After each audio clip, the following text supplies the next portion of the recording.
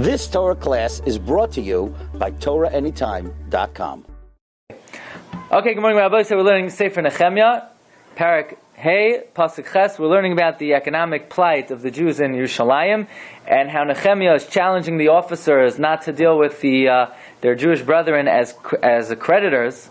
And Nechemia says, "Look, I don't like what you're doing. You're taking them, you're taking their children as avodim. You're taking away their fields." Pasuk Ches. Va'omer lahem, I said to them, "Anachnu kaninu es achinu haYehudim hanimkarim la'goyim kedevanu." Didn't we just redeem these Jews from the Goyim? We just paid ransom for them. So we're learning a very interesting thing, that apparently the Jewish community in Yerushalayim had ransomed Jews, had paid for the safe return of Jews from the Galus. These Jews who had returned to Eretz Yisrael, many of them had been kidnapped, had been captured, and the wealthy Jews in Yerushalayim had paid for their return according to their means. And now they're coming back to Yerushalayim, and they don't have money, so the wealthy people are lending them money, but then taking ownership of them. So Nechemia says, look at the absurdity of the situation. You had just paid for their ransom. Think about what you're doing now. Now you're taking them as servants. As soon as your economic situation declines slightly, you may sell them to Goyim. And then a few months later, we're going to force you to buy them back. So think, you're not accomplishing anything even for your own economic situation, because you're just purchasing people that you yourself had just ransomed, and eventually you're going to have to buy them back. So just, instead of lending them the money, this is an opportunity to give them tzedakah. But it's hard to understand why the same people who would take money out of their pocket to buy them and free them from the ransom are now going to turn around and play this kind of shtick with them? This is ma'asim, mamish ma'asim b'chol yom. You go to some people, you say, we have an institution, have a tzedakah cause. You have people who are pidyon shvuyim. They open up their checkbooks. They write out a big tzedakah. You come to them a few months later, and they're working in a certain business, and you say to them, "Look, there's somebody who needs help. You think you could offer this person a cheaper price for your services?" "No, this is my livelihood. This is my business." "Yeah, but you just gave $1 million in tzedakah a year ago." Tzedakah is tzedakah, and business is business. People have that attitude. People don't like to give charity through their work. People have this attitude that tzedakah, I'll be very generous, but my work, my employment, I can't budge a penny. That's the derech ha'olam from my experience.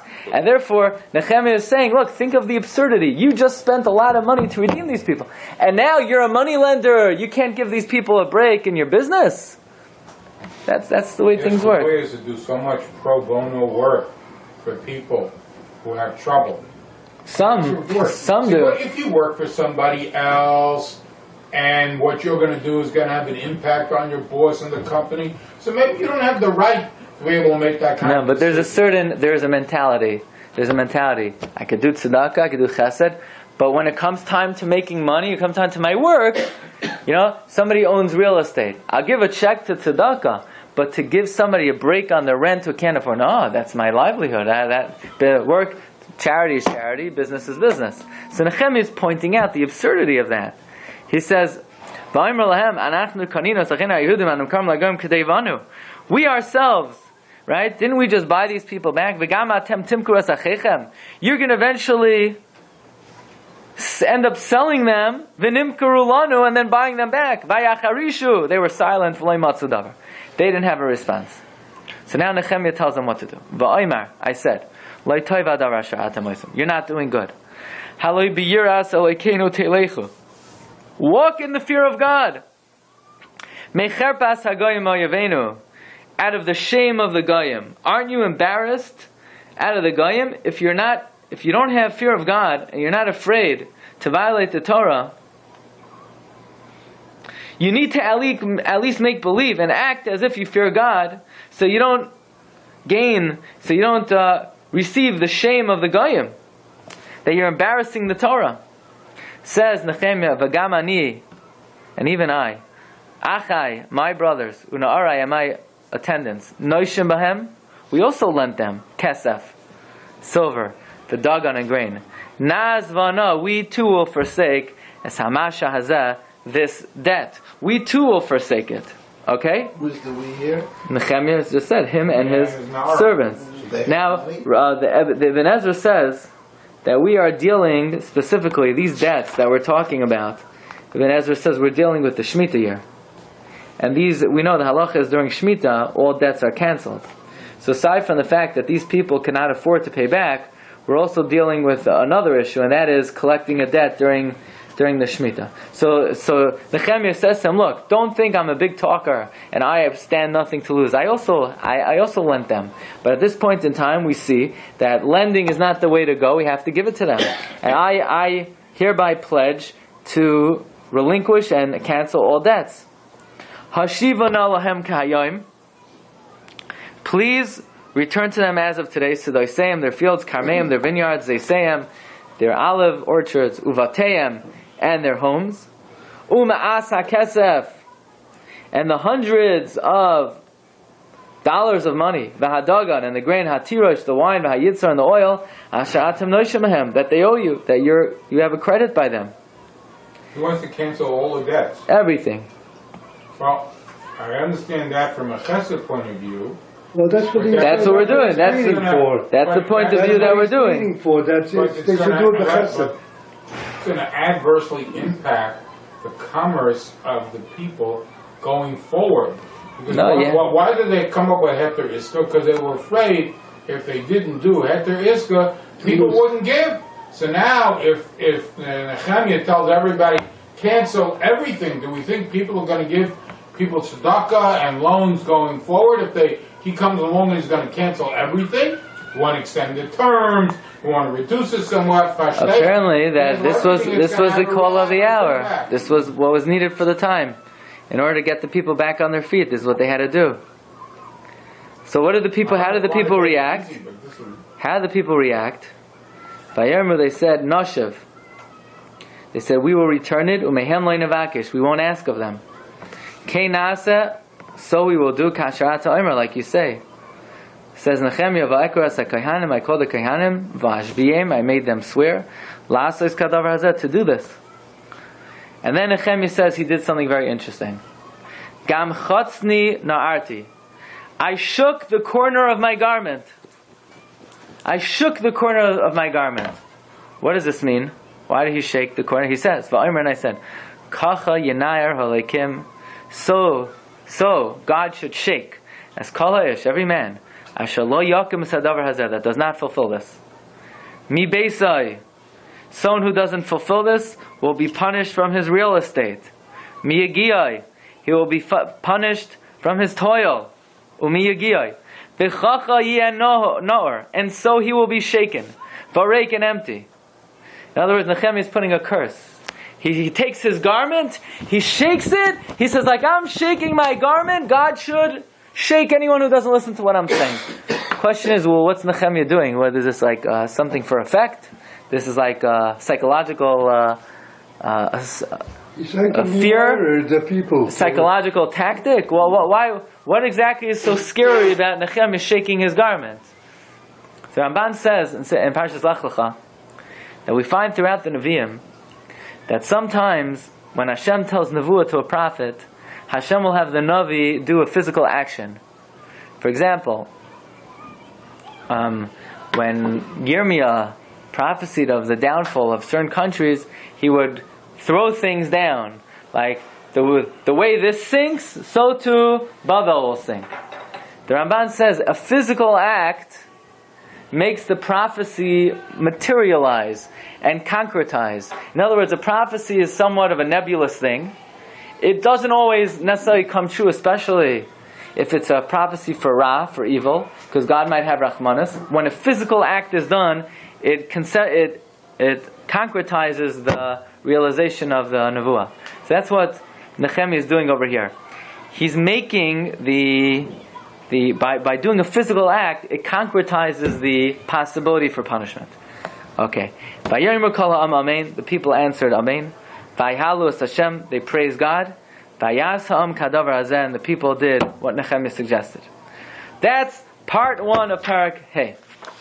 where Nechemia is describing how he relieves the economic stress of the people in Yerushalayim. Now we're going to learn about part 2, but really the two parts are connected.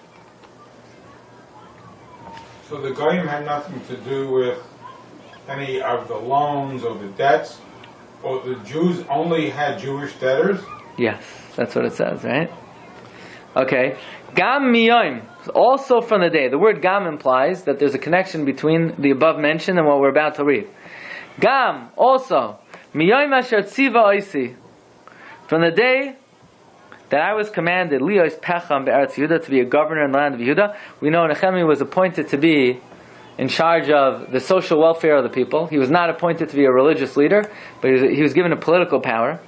Mishnas Esrim, from the 20th year, V'yad Shnas Shloshim U'Shtayim La'Artach Shasta HaMelech, from year 20 to year 32 of Artach Shasta, Shanim Shteim Esrei, 12 years. Ani V'yachai, me and my brothers, Lechem HaPecha Lo Yachalti, I did not eat the bread of the Pecha. What's the Pecha? I did not eat the bread of the taxes.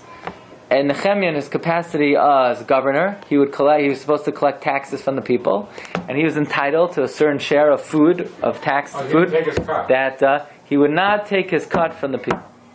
Why? And he did that because of their financial plight. He wanted to alleviate their tax obligations, so therefore he did not take any cut, the cut that he was entitled to. So the Malbim learns very ingeniously that following. How was Nechemia able to persuade the rich people to release all of their debts, all of their credits? Right? How was he able to persuade them to say, you know what, cancel all your loans? Nechemia said, look, I've been helping you out for so many years, for the last 12 years. I alleviated your tax burden by not taking a cut, and that cut you were able to save in your own pockets. So when the people heard and saw that Nechemia had been helping them out for so many years, so they agreed to his proposal of canceling the debts. But it's, what I told them. When Nechemia looks you in the face and he comes to your door and says, look, I've been helping you out, this is what you got to do, that's how he was able to have the ammunition, the backing. How did he survive if he didn't have it? Nechemia. He could have had other investments. Sent his wife out to work. What's that? He sent his wife out to work. That's an idea. I don't know. He figured it out, he put it together. Comes Nechemia and he says,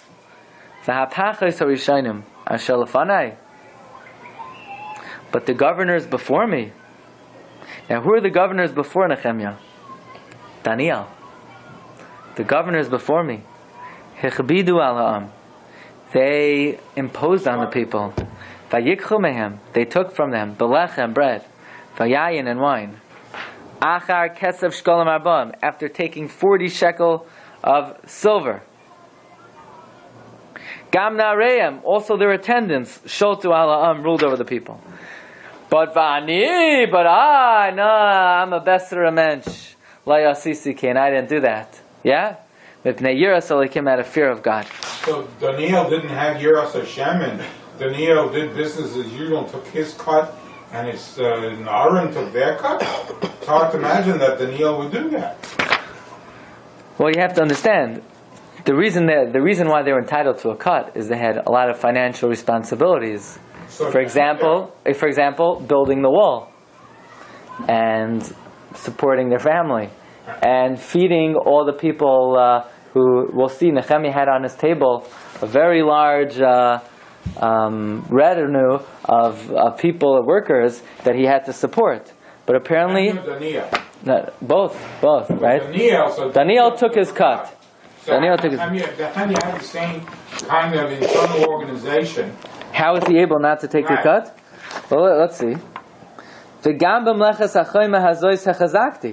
Despite the fact I didn't take a cut, I encouraged and I maintained and I kept on pressing on.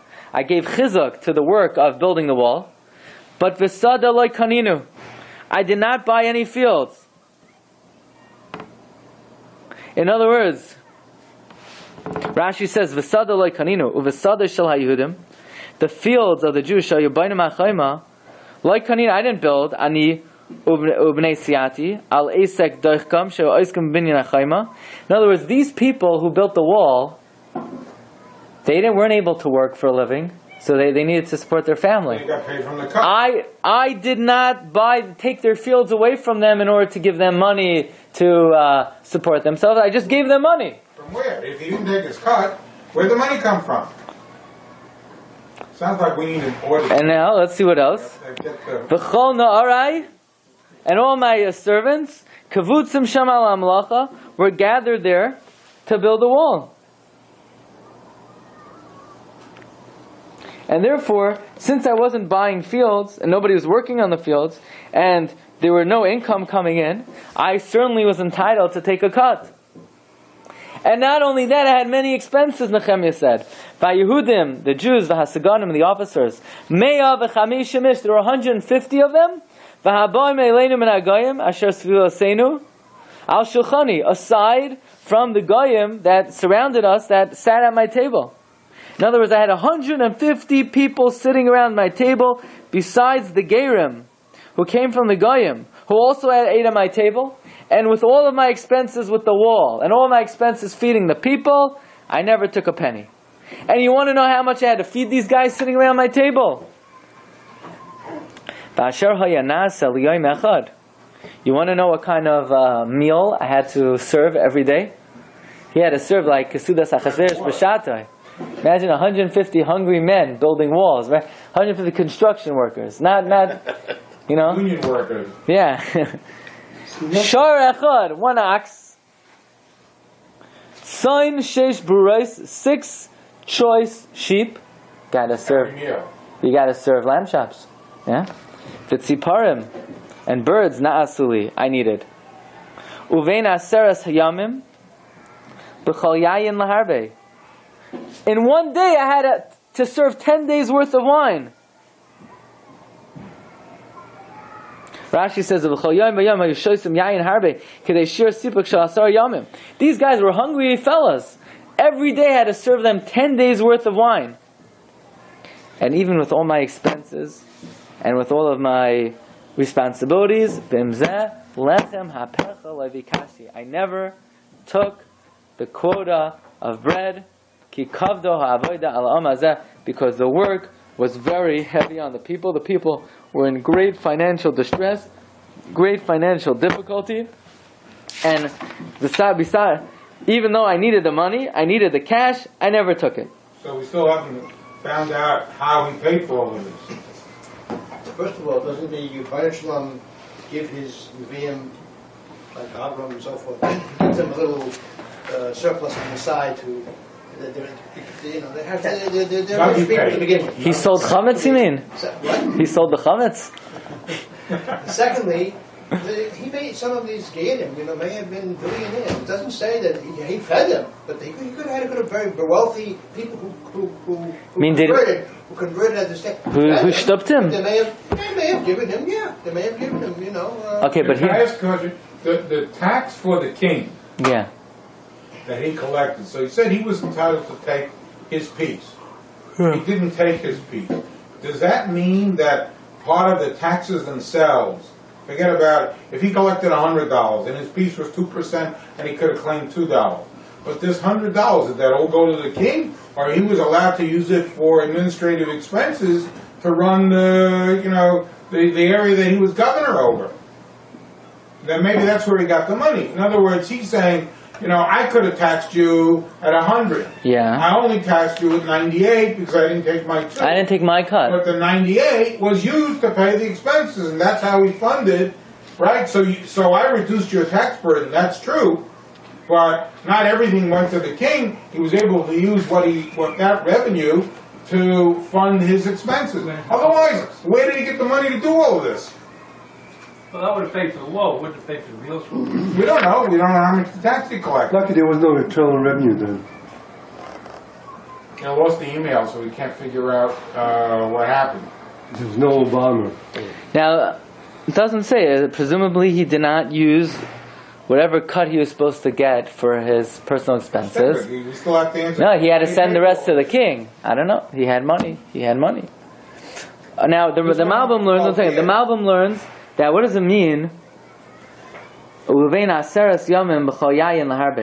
That in 10 days they had a lot of wine. Rashi learns that means that in one day he had to serve 10 days worth of wine. The Malbim learns a little differently. That Nechemia would give meiser on his man. That every 10th day they would fast and they wouldn't drink wine. In the intermediate days between day 1 and day 11, right? That's when they drank. So in other words, during those days they had to have a lot of wine. During the 10 days in between fasting and fasting, they had to have a lot of wine. Okay, so now Nechemia, Perek Vav, is really Nechemia's soliloquy, and he's talking about himself. He's talking about how he dealt with the Ashirim in Yerushalayim. He's talking about how he never took the tax cut, and then he turns to Ribbon Shalom and he says, Zachar li Elokai l'tova. God, remember me for good. Look at my good deeds. Look at what I accomplished. Look what I was able to do. Kol asher asisi, everything I did al ha'am hazeh for this nation. Okay? Now, this is a very important pasuk. Because we know that in Sefer Tanakh there are 24 books, right? You have 5 books in the Chumash, you have 8 books in the Nevi'im, and you have 11 books in the Ksuvim. What are the 11 books in Ksuvim? Well, you have 5 Megillos, you have Eicha, Koheles, Shir Hashirim, Rus, Esther. That's 5.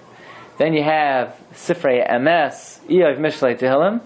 And then you have Ezra, right? Daniel, Ezra, and Divrei Hayamim. That Ezra and Nechemia is counted as one. Now the question is it called Sefer Ezra, or is it called Sefer Nechemia? So we call it, officially in the Gemara, it's called Sefer Ezra. But it's also broken down further, Ezra Nechemia. So as a whole, the two together are called Sefer Ezra. The first part is Ezra, the second part is Nechemia. Who wrote the majority of the 2 Sfarim? Nechemia.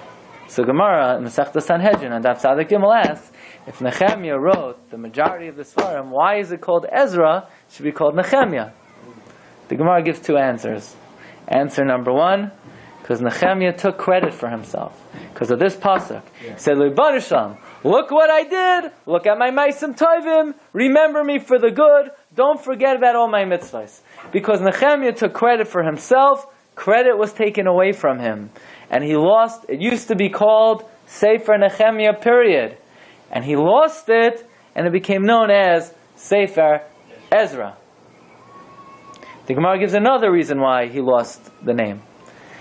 Because in Pasuk Tezvav, he criticized the earlier generations. He criticized Daniel. You want to be a tzaddik? You want to do Maisa? You want to go lefnim mishur sadin? You want to be makbid on chumros? Gesund teheit. Don't criticize earlier generations that didn't do it. They were allowed to take the cut. There's no issue to take the cut. They weren't pocketing the money to build tunnels. Chas v'shalom. They need the money to pay for the kids' food. So you want to be extra machmir and not take a cut? Fine. Don't criticize earlier generations. Nechemia criticized Daniel. He was taken, the name of the Sefer was taken away. Okay?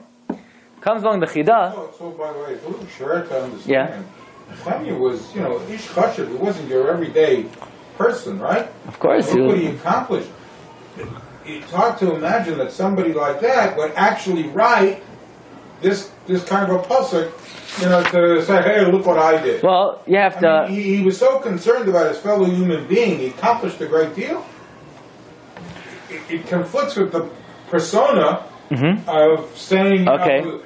So you have to know what the Malbim says on this pasuk. The Malbim says that when Nechemia said, remember me for good, he didn't mean, God, look at me, look what a big tzaddik I am.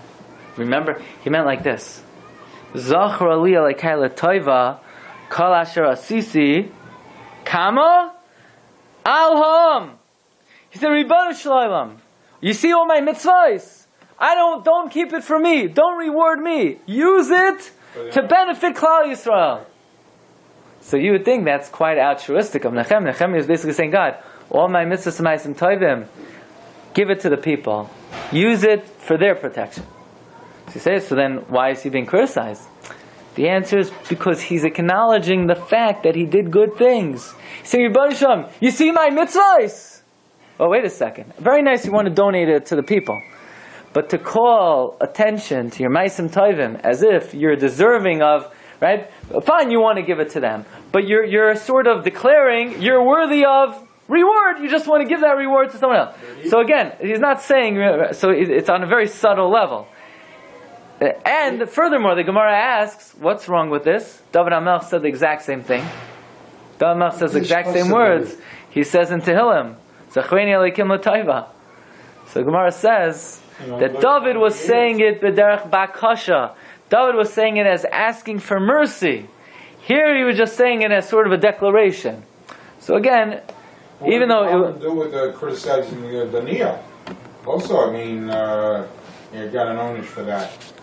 Again, in the context, it seems like something overt, but certainly it was on a very minuscule level. But the Chida wants to know if this Gemara, in fact, if we're saying that because either he took credit for himself or because he criticized earlier generations, he lost the name of the Sefer, then why do we continue to call it Ezra Nechemia? We should just call it Ezra. We should drop Nechemia entirely. In other words, yeah, fine. You want to say it was originally Nechemia and now it became Ezra, so let it be Ezra. Why do we still, in some vein, I mean, even the Jewish printers of the Tanakh, they still call it Nechemia. Why do we call it Nechemia? So the Chida brings down, we once mentioned this from Rabbi Yisrael Saruk, that he brings down a very amazing thing, that the Gilgal of Ezra was Rabbi Elazar ben Azariah. Rabbi Elazar ben Azariah, the Tana. The Gemara even says in Brachos that he was the 10th generation from Ezra. And the Gilgal of Ram Gamliel was Nechemia. And the story of Nechemia, the episode of Ram Gamliel, very much mirrors what Nechemia did. Nechemia took credit for himself, but Ram Gamliel also in the Gemara Brachos sort of imposed his authority on the people. And originally he was a Nasi, and he was leading the Shabbosim 4 out of 4 weeks. And what happened was the people didn't like his imposing himself, so they replaced him with Rabbi Elazar ben Azariah, the same way they replaced Nechemia with Ezra. Ram Gamliel, who was the Gilgal of Nechemia, was replaced with Rabbi Elazar ben Azariah, who was the Gilgal of Ezra. Yeah? But then when Gamliel asked for Mechila, yeah, so they brought him back. He got 3 Shabbosim, Rabbi Elazar ben Azariah kept 1. So the Chida says like this: until Ram Gamliel came around, the name of the Sefer was only Ezra. Nechemia drew attention to his ma'asim tovim. He lost his name of the book entirely. It was only Sefer Ezra. But comes along his Gilgal Ram Gamliel, and Ram Gamliel atones for it by asking Mechila to Rabbi Yeshua. Once Ram Gamliel atones for it, and he regains his Nesios, so Nechemia reclaims a little bit part of the Sefer. And the same way Ram Gamliel reclaimed some of the Shabbosim, but Rabbi Elazar ben Azariah still held on to some, so too Nechemia reclaimed part of the Sefer, but Ezra was not pushed away entirely. Okay? Have a good day. You've just experienced another Torah class brought to you by TorahAnytime.com.